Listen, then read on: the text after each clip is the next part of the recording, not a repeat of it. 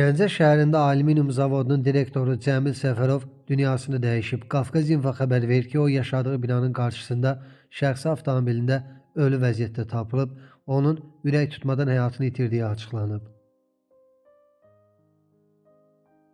Sumqayıtda yerləşən Cəbrayıl rayon 4 nömrəli tam orta məktəbin direktoru Namiq Məmmədli vəfat edib. Doğru Xəbər Azərbaycan Qafqaz İnfo istinadən xəbər verir ki, bu barədə məktəbin sosial şəbəkə hesabında paylaşım edilib.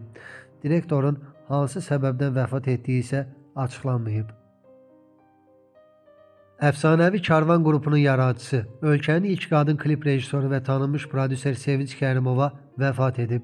Uzun müddət Amerikada yaşayan və bu yaxınlarda Bakıya qayıdan sənətçi 70 yaşında dünyasını dəyişib, onun son aylarda ağır xəstəlikdən əziyyət çəkdiyi bildirilirdi.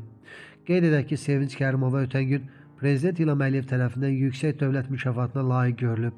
Dövlət başçısının imzaladığı sərəncamla Azərbaycan diasporunun inkişafındakı xidmətlərinə görə Sevinç Kərim qızı Kərimova tərəqqi medalı ilə təltif edilmişdi. Onu da qeyd edək ki, mərhumla vida mərasimi hazırda saat 11:00-dan etibarən Şüvalan qəsəbəsi Hacı Məmmədov küçəsi ev 8 ünvanında keçirilir.